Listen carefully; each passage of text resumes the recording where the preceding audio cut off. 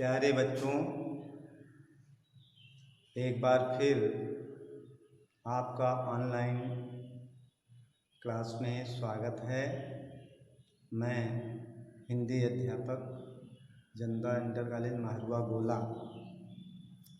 तो प्यारे बच्चों, आपको 10 दोहे का व्याख्या, काव्य सौंदर्य, प्रसंग, संदर्भ और कठिन शब्दों का भावार्थ जो है शब्दार्थ, वो भी आपको बता दिया गया था। आज हम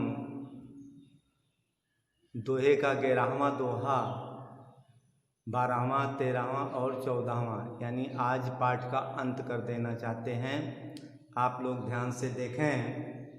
तो सबसे पहले हम आपको बता दें, प्रकरण हमारा वही रहीम के दोहे है, शब्द संकेत है, तरवर फल नहीं खात है से लेकर के दुहो भांत विपरीत, यानी कि पूरा संपूर्ण दोहा हमने ले लिया है। और इसका शब्दार्थ आपको लिख दिए हैं, देख लें। तरवर माने वृक्ष, सरवर माने तालाब, परकाज माने परोपकार, हित माने लाभ या भलाई, संचय माने इकट्ठा करना, बड़े माने बड़ों को, लघु माने छोटा, डाल माने फेंकना या छोड़ना, यों माने इस प्रकार, गोत माने वंश या गोत्र, निरख माने देखकर, ओछे माने नीच या ओछर, नरन माने व्यक्ति, बैर माने शत्रुता या दुश्मनी, स्वान माने कुत्ता, दोहु माने दोनों, विपरीत माने कष्ट देने वाला। संदर्भ में हमने लिख दिया है पूर्वोक्त या पहले की तरह, यानी जैसे पहले का है, दूसरे का है, तीसरे का है, उसी प्रकार से इनका भी संदर्भ लिखा जाएगा। अब आ गया प्रसंग। प्रसंग में अलग अलग कुछ भाव छुपे होते हैं, उनका हमने लिख दिया है कि 11 में यानी 11वें दोहे में, प्रस्तुत दोहे में कवि ने परोपकार के महत्व का वर्णन किया है। 12 में प्रस्तुत दोहे में छोटे बड़े के महत्व के विषय में वर्णन किया गया है। 13वां दोहा प्रस्तुत दोहे में कवि ने अपने कुल के विकास को देखकर प्रसन्नता के विषय में बताया है। 14 है निम्न व्यक्ति के संगत के बारे में बताया गया है। और इसके बाद हम आपको व्याख्या बताएंगे। व्याख्या के बाद फिर आपको काव्य सौंदर्य, इसमें कौन सा रस है, कौन सा अलंकार है, कौन सी भाषा है, गुण क्या है, रस क्या है, ये सब हम आपको बताएंगे। तो आइए सबसे पहले हम दोहे को पढ़ते हैं, आप लोग देखते रहें। तरवर फल नहीं खात हैं, सरवर पियहि न पान, कहि रहीम पर काज हित, संपत्ति संचय सुजान। एक बार फिर, तरवर फल नहीं खात हैं, सरवर पियहि न पान, कहि रहीम पर काज हित, संपत्ति संचय सुजान। अब प्यारे बच्चों, इसमें देखें कबीरदास जी, रहीमदास जी प्रस्तुत दोहे में परोपकार की भावना का वर्णन किया है। और भावना का वर्णन करते हुए आगे कहते हैं कि जिस प्रकार वृक्ष, यानी वृक्ष कबहू तरवर फल नहीं खाता है, यानी कि वृक्ष, तरवर माने वृक्ष, वृक्ष अपने फल को स्वयं कभी खाता नहीं है। और सरवर पिए न पान, और तालाब जो है अपने पानी को स्वयं नहीं पीता है। अर्थात क्या हुआ, वृक्ष और तालाब, वृक्ष अपने फल को, तालाब अपने पानी को दूसरे के परोपकार के लिए, भलाई के लिए ही जल को इकट्ठा करते हैं और वृक्ष फल को देता है। उसी प्रकार कह रहीम पर काज, अंत में रहीमदास जी कहते हैं पर काज, यानी दूसरे के परोपकार के लिए ही संपत्ति संचय सुजान, यानी धन को, संपत्ति माने धन, रुपया पैसा, धन को संचय माने इकट्ठा करते हैं, सुजान माने सज्जन पुरुष। सज्जन पुरुष रुपया पैसा धन दौलत इकट्ठा करते हैं। एक बार फिर रहीमदास जी कहते हैं कि जिस प्रकार से वृक्ष अपने फल को स्वयं नहीं खाता, तालाब अपने पानी को स्वयं नहीं पीता, अर्थात वृक्ष फल और तालाब जल को दूसरे के परोपकार के लिए ही देता है या रखता है, इकट्ठा करता है। उसी प्रकार से सज्जन पुरुष, संत पुरुष जो है दूसरे के भलाई के लिए, परोपकार के लिए, कल्याण के लिए धन को इकट्ठा करते हैं। तो अब अगला देखें, रहीमन देख बड़ेन को लघु न दीजिए डारी, जहाँ काम आवे सुई कहाँ करे तलवार। अब देखें, यहाँ आवश्यकता अनुसार छोटे बड़े का अपना अपना स्थान होता है, महत्व होता है। अब इसमें रहीमदास जी कहते हैं बड़े लोगों को देख करके, क्या है, रहीमन देख बड़ेन को। रहीमदास जी कहते हैं कि अपने से श्रेष्ठ व्यक्ति को, बड़े व्यक्ति को, उच्च व्यक्ति को देख करके लघु माने छोटा अथवा निम्न, अपने से निम्न अथवा छोटे व्यक्ति को कभी भूलना नहीं चाहिए, त्यागना नहीं चाहिए, छोड़ना नहीं चाहिए। क्योंकि जहाँ काम आवे सुई, जो काम एक सुई कर सकती है कहाँ करे तलवार, वह तलवार नहीं कर सकता है। और जो काम तलवार कर सकता है वह काम सुई नहीं कर सकता है। अतः तलवार का और सुई का अपना अपना अलग अलग स्थान और अलग अलग महत्व होता है, इसलिए दोनों महत्वपूर्ण होते हैं। इनको कभी छोड़ना नहीं चाहिए अथवा फेंकना नहीं चाहिए। एक बार फिर देखें, रहीमन देख बड़ेन को, रहीमदास जी कहते हैं कि अपने से बड़े अथवा श्रेष्ठ अथवा उच्च व्यक्ति को देख करके छोटों का निरादर, अपमान या उनको त्यागना नहीं चाहिए, उन्हें छोड़ना नहीं चाहिए, उन्हें दुत्कारना नहीं चाहिए।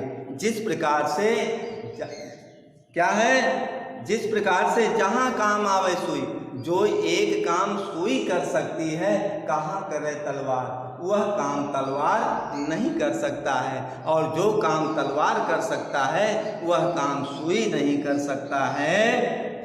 अर्थात कवि के कहने का आशय है, तात्पर्य है कि छोटे और बड़े दोनों ही अपने अपने स्थान पर उपयोगी और महत्वपूर्ण होते हैं। इनका परित्याग नहीं करना चाहिए, इन्हें भूलना नहीं चाहिए।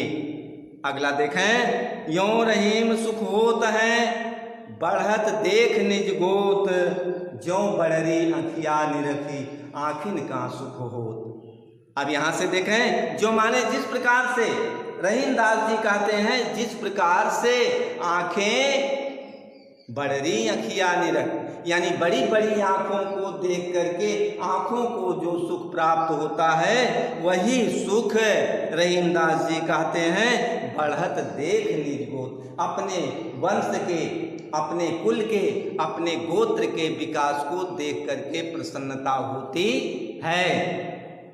एक बार फिर रहीमदास जी कहते हैं, जिस प्रकार से बड़ी बड़ी आँखों को देख करके आँखों को सुख प्राप्त होता है, प्रसन्नता प्राप्त होती है, उसी प्रकार मनुष्य को अपने परिवार, अपने कुल, अपने खानदान, अपने गोत्र के विकास को बढ़ते हुए क्रम को देख करके प्रसन्नता होती है, वही सुख प्राप्त होता है। रहीमन ओछे नरन ते तजौ बैर अरु प्रीत, काटे चाटे स्वान के दुहु भांत विपरीत। एक बार फिर, रहीमन ओछे नरन ते तजौ बैर अरु प्रीत, काटे चाटे स्वान के दुहु भांत विपरीत। रहीमदास जी कहते हैं, अब इसमें क्या कि छोटे निम्न व्यक्ति से प्रेम करना और दुश्मनी करना दोनों कष्टदायक होता है। यानी उनके संबंध के बारे में, उनके संगत के बारे में बताया गया है कि हर प्रकार से वो कष्टदायी होता है, दुख देने वाला होता है। इसी बात को रहीमदास जी कहते हैं कि नीच व्यक्तियों के साथ किया गया प्रेम और शत्रुता, दुश्मनी, ये दोनों क्या होता है, कष्टकारी होते हैं। यानी रहीमन वो छे नरंते, रहीमदास जी कहते हैं कि जो निम्न किस्म के व्यक्ति होते हैं, तुच्छ किस्म के होते हैं या गिरे हुए होते हैं, उनसे तजौ बैर अर्पे, बैर भी करना छोड़ देना चाहिए और प्रेम भी करना छोड़ देना चाहिए, क्योंकि दोनों स्थितियों में ये कष्ट देने वाला होता है। जिस प्रकार कुत्ते काटे चाटे श्वान के, जिस प्रकार कुत्ते को अगर फुचकार करके बुलाएंगे तो आपको चाट करके आप पवित्र कर देगा, अगर उसे दुत्कार कर भगाएंगे तो आपको काट लेगा। इस प्रकार से दोनों भांत विपरीत, दोनों परिस्थितियों में वह कष्ट देने वाला होता है। इसलिए ऐसे निम्न व्यक्तियों का संगत करना छोड़ देना चाहिए, त्याग देना चाहिए। फिर एक बार रहीमदास जी कहते हैं कि नीच व्यक्तियों के साथ किया गया प्रेम और बैर तथा शत्रुता दोनों ही छोड़ देना चाहिए, क्योंकि दोनों करने में कष्ट ही प्राप्त होता है। जिस प्रकार से कुत्ते को अगर चुचकार कर बुलाएंगे तो आपको चाट करके आप पवित्र कर देगा, और जब उसे दुत्कार कर भगाएंगे तो आपको काट लेगा। उसी प्रकार से नीच और तुच्छ लोगों की संगत को त्याग देना चाहिए। तो प्यारे बच्चों, ये भावार्थ था। तो ये तो खत्म हो गया, आपका पाठ का अंत था यही। लेकिन अब इसमें काव्य सौंदर्य दिखाया गया है कि सभी दोहे में भाषा क्या है, ब्रज भाषा है। और रस कौन सा है, शांत रस है। गुण कौन सा है, प्रसाद गुण है। छंद कौन सा है, दोहा छंद है। शैली कौन सा है, मुक्तक शैली है। और अलंकार जो गिरावा है, गिरावा का मतलब तरुअर फल नहीं खात है, तो संचय सुजान में सावर्ण की आवृत्ति होने से यहाँ अनुप्रास अलंकार है। और 12वें में दिया गया क्या है कि तलवार और सुई के माध्यम से उनकी उपयोगिता और महत्व को दर्शाया गया है, इसलिए यह दृष्टांत अलंकार है। और फिर 13वें में आप देख लें, यह उदाहरण यहाँ अपने गोत्र और उन्नति वृद्धि को दर्शाया गया है, इसलिए यहाँ उदाहरण अलंकार है। और 14वें में यहाँ भी दृष्टांत अलंकार है, क्योंकि कुत्ते और तुच्छ मनुष्य के विषय में बताया गया है, इसलिए यहाँ दृष्टांत अलंकार है। तो प्यारे बच्चों, यह आपका तीसरा पाठ रहीम के दोहे वाला खत्म हो गया, आज समाप्त हो गया है। इसमें किसी प्रकार की कोई समस्या हो, कोई परेशानी हो, किसी का भावार्थ आपको समझ में न आया हो, तो आप हमारे मोबाइल नंबर 9450 50 36 60 पर आप जो है संपर्क कर सकते हैं और अपने समस्याओं का निदान कर सकते हैं।